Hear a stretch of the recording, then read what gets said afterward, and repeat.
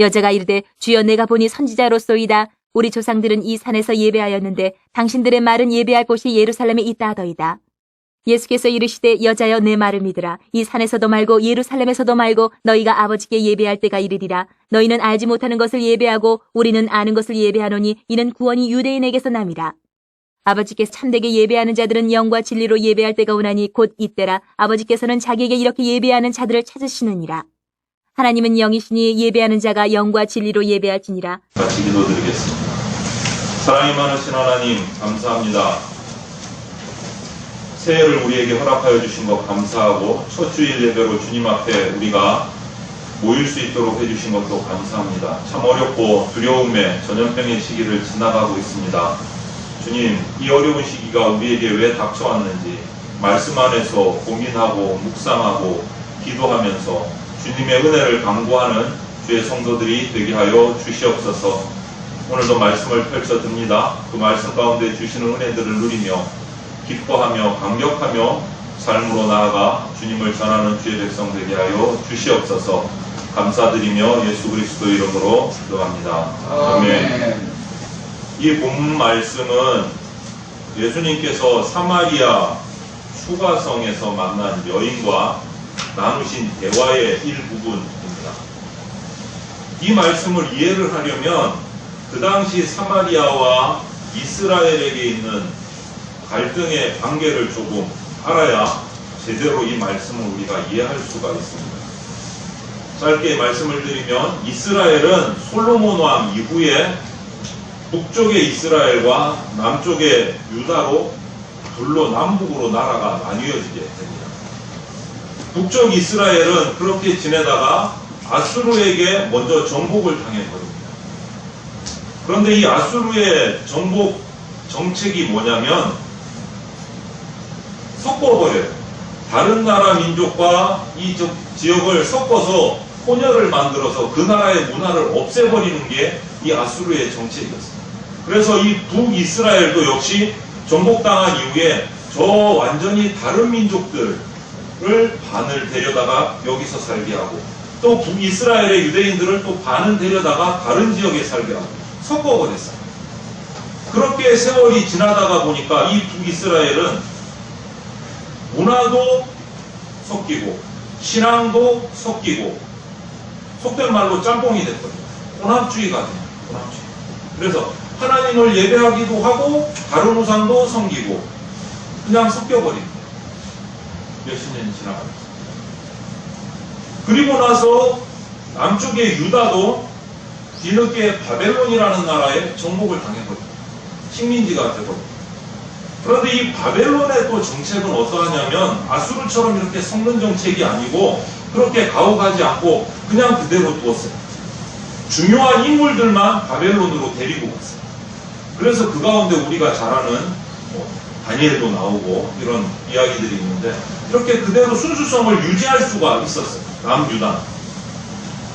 그러다가 하나님의 역사하심으로 다시 포로로 갔던 사람들이 귀환하고 나라를 다시 회복하는 역사들이 기록이 되어 있는데 이래서 북쪽의 이름을 사마리아라고 부르기 시작했고 북이스라엘이 아니고 남쪽의 유다를 그냥 이스라엘로 부르기 시작했어요.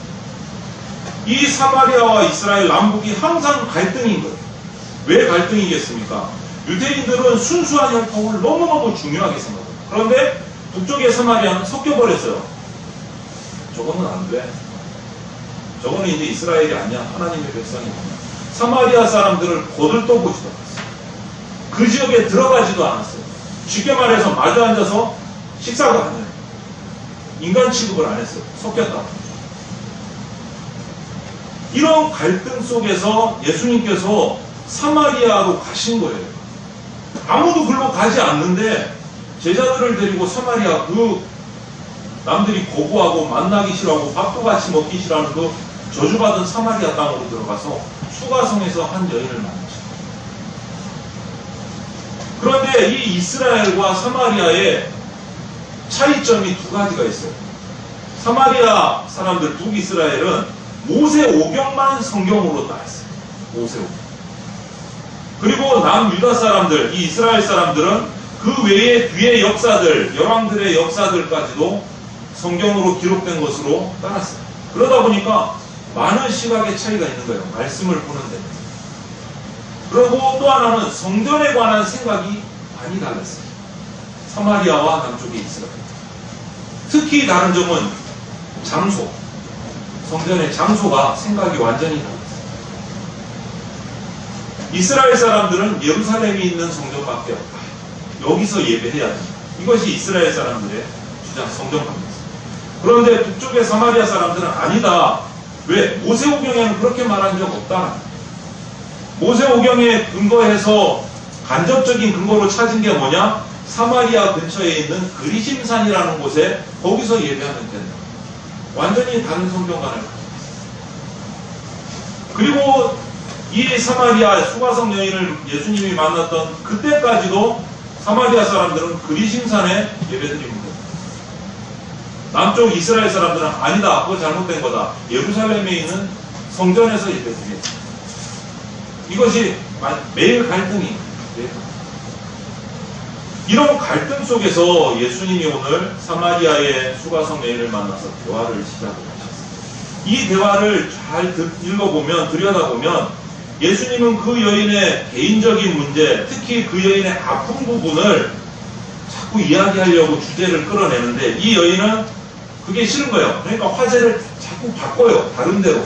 그거를 피해가고 싶어서 자기의 아픔을 예수님한테 드러내기 싫어서 자꾸 다른 쪽으로 주제를 이어가요. 그런 과정에서 예수님이 이 여인의 남편의 문제를 가지고 정곡을 찔러서 깨닫게 합니다. 아무에게도 말한 적이 없는데 예수님이 미리 알고 얘기를 하신 거예요. 그러니까 예수님을 보고 이 여인이 와, 선지자입니다. 왜? 자기가 말하지 않은 것을 알고 있습니다. 그렇게 얘기해요. 그럼에도 불구하고 또 피해가고 싶은 거예요. 그러면서 던진 게 뭐냐? 예배하는 장소. 왜? 자기의 아픔을 피해가려고 핑계를 댄 거예요. 성전 장소에 대해서 우리는 그리심산에서 예배드립니다. 굳이 예루살렘에 안 가도 됩니다. 이런 식으로 엉뚱한 쪽으로 주제를 틀기 시작한 거예요. 자기 아픔을 드러내기 싫었어요. 그런데 이 핑계가 결국은 예수님을 깨닫게 되고 예수님을 믿게 되고 믿음을 가지는 계기가 돼요. 이 핑계가. 왜냐? 성전 얘기를 하면 무슨 얘기가 나올까요? 예배에 관한 얘기가 나올 수밖에 없어요. 이것을 가지고 예수님이 예배의 본질에 관해서 이 여인에게 이야기하기 시작하십니다. 오늘 이 본문은 우리에게 똑같이 하시는 말씀입니다. 예배의 시각을 다르게 보라고 하셨어요. 예배의 시각. 21절에 보면 산이라고 나와요. 이거는 조금 전에 말씀드린 사마리아 사람들이 제사하고 예배하는 그리심산을. 이 여인은 다른 거예요. 사마리아와 이스라엘이 다른 예배 처소의 문제 때문에 이거는 밑에 사람들 잘못된 거잖아요. 이렇게 얘기하는데 이런 질문에 대해서 그러면 예수님은 어떻게 생각하세요? 예수님이 답변을 합니다. 이런 예배 처소에 대해서. 그리심산이 올바른 예배의 장소가 될 수 없다라는 거예요. 왜냐? 유대인들의 모세오경을 포함해서 모든 말씀을 통해서 보면 메시아는 유대 땅에서 나오고 메시아에 대한 계시와 이 모든 장소들이 성경에 기록되어 있는데 그리심산은 없다는 거예요. 그리고 또 한 가지 대답은 그것이 중요한 게 아니고 그리심산도 아니고 예루살렘도 아니고 예배에 관련해서 지금까지 그때까지 사마리아 사람도 그렇고 이스라엘 사람도 그렇고 그들과 생각했던 전혀 다른 시대가 왔다라고 말씀하십니다. 그것이 21절 말씀입니다. 뭐라고 말씀하십니까? 예수께서 이르시되 여자야 내 말을 믿으라. 이 산에서도 말고 그리심산에서도 말고 예루살렘에서도 말고 너희가 아버지께 예배할 때가 예배의 장소와 형식보다 정신이 중요한 시대가 왔다라는 것을 얘기하셔요. 이것을 너희 사마리아만 모르는 게 아니고 남쪽에 있는 이스라엘 사람도 모르고 있다. 그리고 또 한 가지 말씀하시는 것이 예배의 본질에 대해서 말씀을 하세요. 진짜 참예배가 뭔지를 얘기하셔요. 참예배. 23절에 참예배는 뭐다? 영과 진리로 드리는 예배다. 영과 진리의 예배. 이것은 형식과 어떤 틀보다는 영과 진리가 중요하다라고 말씀하십니다. 이 얘기를 들으면 지금 저와 여러분들 현대를 2021년을 살아가는 우리의 입장에서 보면 그런 말씀 몇 번 들었지. 맞아, 그게 중요하지. 중심이 중요하지 하는데 그 당시 유대인들에게는, 사마리아인들에게는 이거는 처음 들어요. 혁명이에요. 혁명.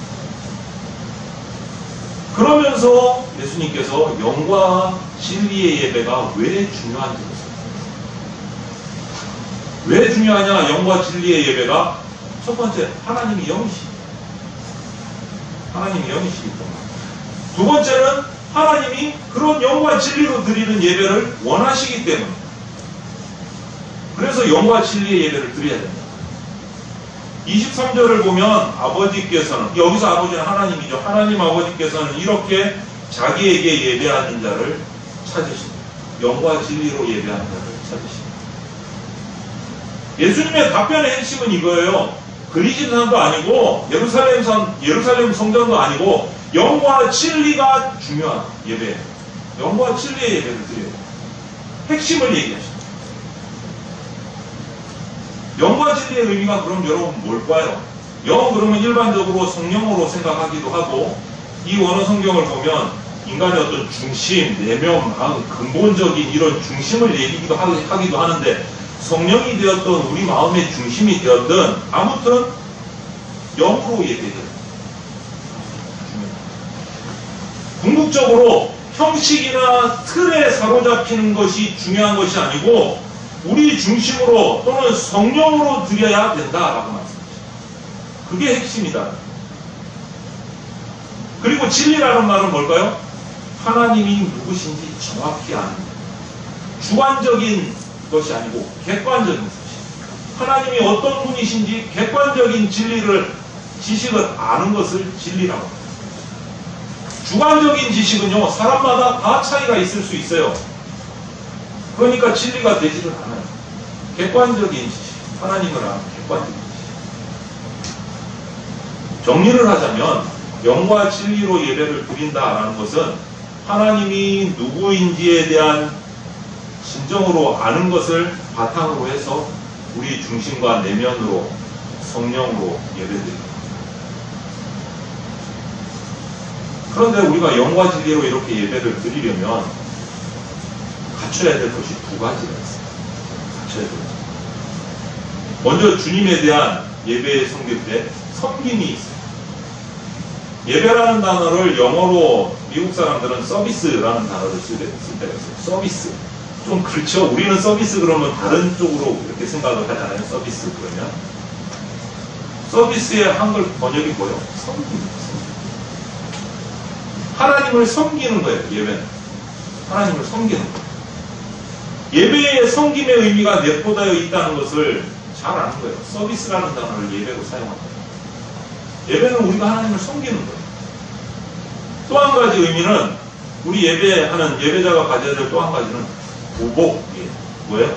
복종. 누구에게? 하나님 아버지께 복종한다는 거예요. 예배는.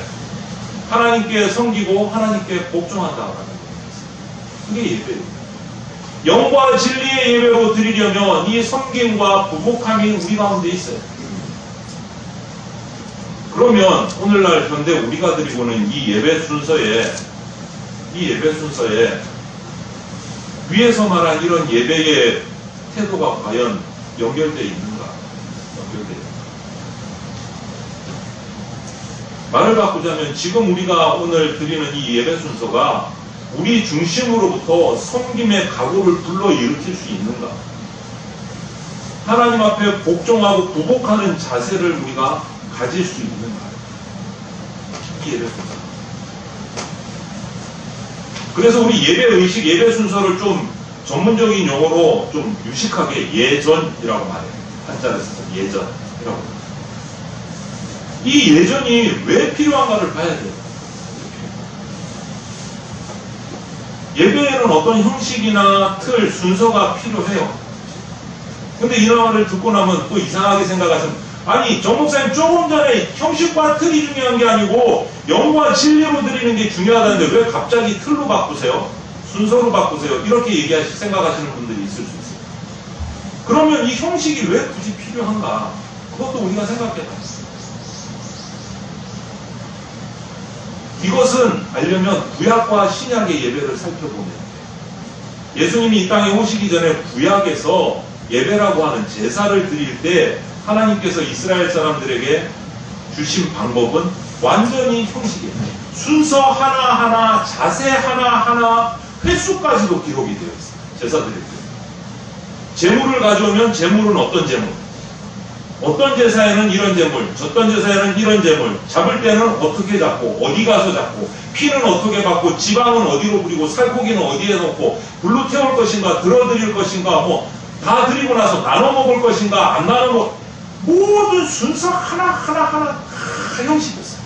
그거를 순서대로 차곡차곡 다 지켜야 예배가 됐어요. 그 순서 하나 틀어지면 하나님께서 치셨어요. 그리고 그 순서를 진행하는 사람은 누구냐? 제사장이라는 특별한 레위인 중에서 뽑은 사람들만 진행할 수 있게 형식을 하나부터 열까지 다 정해보셨어요. 구약의 예배는요, 본질적인 형식 자체가 예배였어요. 형식 자체. 그런데 예수님이 이 땅에 오시면서 그런 모든 형식을 다 예수님께서 해하시고 이제는 그런 형식은 필요하지 않다. 예배가. 예수님께서 살 것 같으시죠? 모르시겠어요? 어느 목사님이 진짜로 한번 구약대로 한번 해봤대요. 시골에 가서. 양을 잡아가지고. 미쳐버리겠더래요. 제사 한번 드리는데 하루 종일 걸리더래요. 온몸이 피가 범벅이 돼가지고 이거는 이렇게 어떻게 예배 드렸지? 지금 예수님이 이걸 다 피하셨어요. 그런 본질적인 형식의 예배는 이제 필요 없다. 예수님이 이 땅에 오신 거예요. 그러면 신약의 예배는 왜 틀이 필요하냐? 도구적인 형식이 필요해요. 이게 무슨 말씀이냐면 예배할 때 더 이상 구약처럼 그런 형식은 필요하지 않지만 우리 인간이 약하잖아요. 우리 인간이 또 악하잖아요. 그리고 제한된 존재예요. 피조물이에요. 우리가 예배 가운데 좀 집중하기 위해서, 예배 가운데 흔들리지 않기 위해서, 우리 마음을 모으기 위해서 그런 도움을 주는 도구적인 형식이 있어요. 도구적인 형식. 그래서 작년하고 올해하고 예배 순서가 좀 바뀔 수도 있는 거예요. 좀 더 우리가 예배에 집중할 수 있는 방법을 연구해서 찾고자 하는 도구적인 거예요. 예를 들면 이거예요. 예배당에 주일날 예배 드리기 위해서 들어왔는데 십자가도 없고 찬양 소리도 안 들리고 여기에 그냥 이상한 연예인들 포스터 붙어 있고 거기서 예배 못 드릴 거 없잖아요. 예배 드릴 마음이 집중이 되시겠어요? 그러기 위해서 예수님의 고난을 상징하는 십자가도 우리가 조형물로 달아놓고 찬양 반주기를 통해서 찬양도 은은하게 틀어놓고 그게 꼭 필요한 형식은 아니에요. 그렇지만 그것을 통해서 우리가 좀 더 깊이 예배 드릴 수 있고 좀 더 예수님 앞에 집중할 수 있는 예배를 드릴 도구적인 형식이 필요해요. 도구적인. 그래서 예배당을 지을 때 좀 더 그러한 예배에 집중할 수 있는 형식의 예배당을 설계하고 싶고 이거는 꼭 정해진 틀은 아니지만 집중할 수 있도록 예배에 나아갈 수 있도록 도구의 모습으로 그리고 예전은 공동체 예배에서는 일치해요. 혼자 하나님과 드리는 1대1의 예배는 형식 필요 없어요.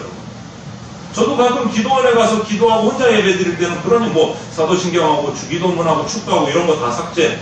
무조건 엎드려요. 하나님 앞에. 하나님 나 안 살려주면 나 여기서 못 나가요.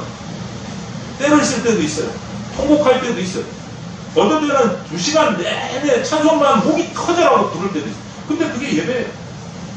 하지만 공동체로 모여서 드리는 예배 가운데는 우리 사도신경에도 있잖아. 우리 공회를 구성하고 있어요. 교회 공동체를 구성하고 있어요. 공동체의 예배 가운데는 어쩔 수 없이 하나님 앞에 바르게 예배 드리기 위해서 순서가 필요하고 예전이 필요해요. 그렇지 않고 지금 정 목사는 설교하는데 아니요 목사님 저는 지금 기도해야 돼요. 저기서 막 통성 기도하고 있으면 예배가 되겠어요. 서로 안 돼요. 그래서 공동체 예배는 순서와 틀이 필요합니다. 여러분 이제 이런 과정에서 우리 과제는 뭐냐면요. 이런 과정들 예배를 통해서 예배 가운데 하나님이 원하시는 참 정신, 영과 진리로 드리는 예배가 제대로 드려질 수 있도록 우리가 했어요. 그런데 오늘 특히 보수적인 우리 재봉교회를 포함한 많은 보수적인 전통적인 교회들의 문제점이 뭐냐면 이 예전이 예배의 정신을 잡아먹어버리는 경우가 있어요. 제가 어렸을 때부터 근데 대전교회는 어떤 이유로든지 그런 틀을 또 막 깨시기도 해줘서 와 이거는 대단한데 라는 생각이 드는데 오전 예배는 죽었다 깨어나도 11시에 예배 드려야 돼요. 그리고 예배당에는 무슨 일이 있어도 피아노가 있어야 돼요. 그런 장로님 제가 뵀어요. 예전에 청년 때. 통기타 친다고 제가 욕을 되게 먹은 적이 있어요. 그거는 아니잖아요. 그건 아니죠. 그런데 많은 보수적인 전통적인 교회들이 정신을 형식이 잡아먹어버리는 안타까운 예배가 나옵니다. 이런 상황, 이 어려운 상황들을 우리가 극복하는 데는 오늘 예수님이 말씀하셨듯이 그런 형식과 틀의 이유들과 필요성을 깨달으면서 영과 진리에 집중하는 예배를 바꿔볼 수 있어요. 예배의 순서를 보면 정말 어떤 하나님을 아는 지식이 많이 필요한 기도나 찬송이나 이런 것들이 있어요. 하지만 어떤 순서, 뭐 교회 소식이나 이런 것들은 또 굳이 그렇지 않아도 되는 순서도 있어요. 그러나 우리가 하나님이 누구인지 알면서 어떤 분이신지 알면서 그 순서에 임하는 것은 정말 중요합니다. 그냥 찬송 2번째 불렀다, 3번째 불렀다, 4번째 불렀다, 이제 예배 끝날 때 됐다. 이게 예배가 아닙니다. 그리고 나서 목사님 축도 받았으니까 오늘 예배 잘 드렸다. 맞습니까?